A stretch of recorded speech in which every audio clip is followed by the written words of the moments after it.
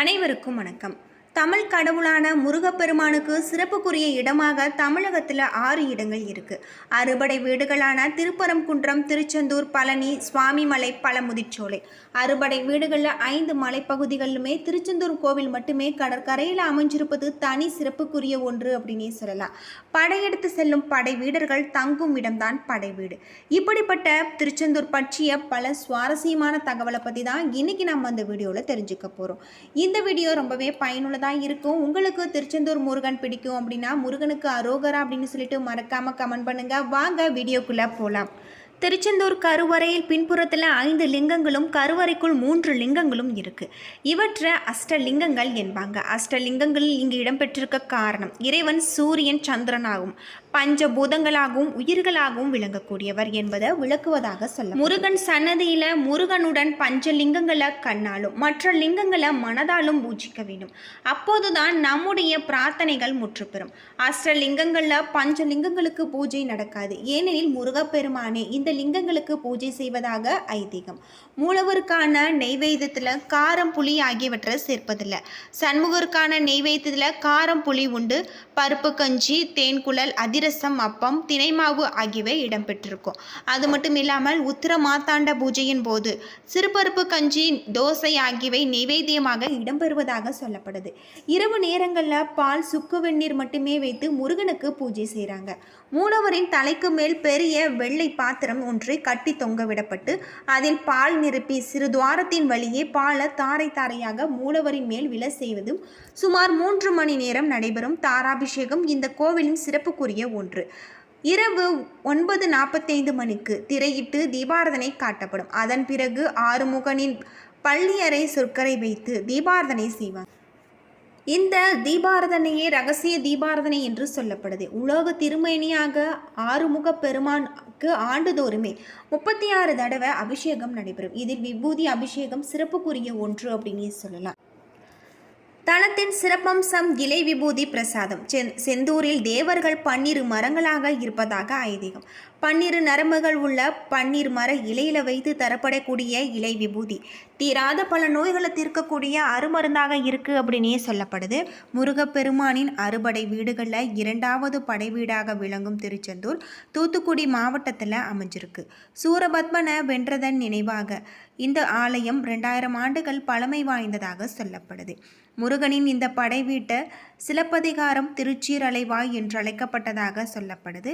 அலைகள் விளையாடும் வங்க கடற்கரையில் திருச்செந்தூர் அமைந்திருப்பதால அலைவாய் என்ற பெயரில் அழைக்கப்பட்டிருக்கு. இறைவனுக்கு பெருமை சேர்க்கும் விதமாக இத்துடன் திரு என்ற அடைமொழியுடன் திருச்சீர் அலைவாய் என்று இலக்கியங்களில் பாடப்பெற்ற இந்த பெயரானது அத்தோடு அலைவாய்ச்சேரல், வெற்றி நகர், சிந்துபுரம் என பல பெயர்களில் அழைக்கப்பட்டிருக்கு. கடும் தவம் புரிந்து வரங்களை பெற்ற சூரபத்மன் தேவர்களை துன்புறுத்தியிருக்கான். அவனது கொடுஞ்செயல்களால் பாதிக்கப்பட்ட தேவர்கள் சூரபத்மனை அழிக்கும்படி சிவபெருமானிடம் தஞ்சமடைஞ்சிருக்காங்க. அவர்களது வேண்டுதலை ஏற்று தன் நெற்றிக் கண்ணில் இருந்து 6 பொறிகளை உண்டாக்க அதிலிருந்து முருகப்பெருமான் தோன்றியிருக்காரு. அவ்வாறு தோன்றிய முருகன் தந்தையின் கட்டளையை ஏற்று சூரபத்மனை வதம் செய்ய இங்கு வந்திருக்காரு. முருகப்பெருமானை தரிசிக்க இந்த இடத்தில் தவம் செய்து கொண்டிருந்த வியாழ பகவானுக்கு காட்சியளித்து அசுரர்களின் வரலாற்று அவர்களிடமிருந்து கேட்டறிஞ்சிருக்காரு. தனது படை தளபதியான வீரபாகுவ சூரபத்மனுக்கு தூது அனுப்பியிருக்காங்க. ஆனால் அழிவின் விளிம்பில் இருந்த அசுரன் அதை மறுத்து யுத்தத்திற்கு அரைக்கோவல் விடுத்தான். முடிவில் முருகப்பெருமானால் வதம் செய்யப்பட்டு அவரது கொடியில் இடம் பிடித்து நட்பேறு பெற்றிருக்கார். வியாழ பகவானின் வேண்டுதலை ஏற்று இந்த இடத்துல தங்கிய முருகனுக்கு விஸ்வகர்மாவை அழைத்து ஆலயம் எழுப்பியிருக்காங்க. சூரபத்மனை வெற்றி கொண்டதை குறிக்கும் பெயரால் ஜெயந்திநாதர் என்றழைக்கப்பட்ட முருகப்பெருமானின் பெயர் மருவி செந்திநாதர் என்றும், திருஜெயந்திபுரம் என்பது திருச்செந்தூர் என்றதாக மருவியிருக்கு. ஓம் என்னும் வடிவில் அமைஞ்சிருக்கு திருச்செந்தூர். 17ஆம் நூற்றாண்டில் கட்டப்பட்டு 157 அடி உயரம் கொண்ட இந்த கோவிலின் கோபுரம் 9 தளங்களை கொண்டதாக அமைஞ்சிருக்கு. யாழ் மண்டபத்திற்கு மேலே 137 அடி உயரமும், வடக்கிலிருந்து தெற்காக 90 அடி நீளமும், கிழக்கு நோக்கி மேற்காக 65 அடி அகலமும் கொண்டிருக்கு. கோபுர உச்சியின் மேற்புறம் 20 அடி அகலம் மற்றும் 49 அடி நீளம் கொண்டிருக்கு. கோபுரம் 9 தளங்களை கொண்டிருக்கு என்பதும் குறிக்கும். கோபுரத்தின் உச்சியில் 9 கலசங்கள் இருக்கு. இந்த கோவிலில் உள்ள சண்முக விலாசம் என்னும் மண்டபம் 120 அடி உயரமும் 60 அடி அகலமும் பிரம்மாண்டமாக அமைஞ்சிருக்கு. இந்த மண்டபத்தை 124 தூண்கள் தாங்கி நிற்கிறது. கோவிலின் எதிர்ப்புறம் 2 மயில்களின் சிலையும் ஒரு நந்தியின் சிலையும் அமைக்கப்பட்டிருக்கு. மயில்களில் 2இல் முதலாவதாக இருப்பது இந்திரனும் இரண்டாவதாக இருப்பது சூரபத்மனையும் குறிக்கிறது. நந்தி பெருமான் பஞ்சலிங்கங்களின் வாகனம். முருகப்பெருமான் இருவேறு தோற்றங்களில் தனித்தனியாக எழுந்தருளி அருள்பாலிப்பது இந்த திருக்கோவிலின் சிறப்பாக இருக்கு. தெற்கு திசை பார்த்தவாறு சண்முகர் என்ற பெயரும் கிழக்கு திசை பார்த்தவாறு பாலசுப்பிரமணிய சுவாமி என்று வெவ்வேறு சன்னதிகள் அருள் செஞ்சிருக்கிறதாக சொல்லப்படுது. சூரபத்மனை ஆட்கொண்ட முருகப்பெருமான் அந்த வெற்றிக்கு நன்றி செலுத்தும் விதமாக தாமரை மலர வைத்து சிவபெருமானுக்கு பூஜை செஞ்சுருக்காங்க. இதனால் முருகப்பெருமான் வலது கரத்தில் தாமரை மலர் இருப்பதை இன்றுமே நாம் காண முடியும். சிவயோகி போல தலையில் ஜடா மகுடம் தரித்திருக்கும் இவருக்கு இடது பின்புற சுவற்றில் ஒரு லிங்கம் இருக்குது. இந்த லிங்கத்திற்கு தீபாராதனை காட்டிய பிறகு முருகப்பெருமானுக்கு தீபாராதனை நடக்கிறதாக சொல்லப்படுது. சிவலிங்கங்கள் இரண்டுமே இருளில் அமைந்திருப்பதால் தீபாராதனை வெளிச்சத்தில் மட்டுமே பார்க்க முடியும் அப்படின்னும் சொல்லப்படுது. இந்த திருக்கோவிலில் எழுந்திருக்கக்கூடிய பாலசுப்பிரமணியருக்கு பூஜைகளுக்கு பிறகு வெண்ணிற ஆடையை சாத்துறாங்க. மற்றொரு சன்னதியில் இருக்கக்கூடிய சண்முகருக்கு பச்சை நிறம் கலந்த ஆடையை சாட்டுறாங்க. இங்கு உச்சிக்கால பூஜை முடிந்த பிறகு மணி ஒலிக்கப்படும். 100 கிலோ எடை கொண்ட இந்த மணி கோவில் கோபுரத்தின் 9வது அறையில் வைக்கப்பட்டு இருப்பது மிக சிறப்புக்குரிய ஒன்று. இந்த திருக்கோவிலில் சண்முகர், ஜெயந்திநாதர், குமரவிடங்கர், அலைவாய் பெருமாள் என 4 உற்சவர்கள் இருக்காங்க.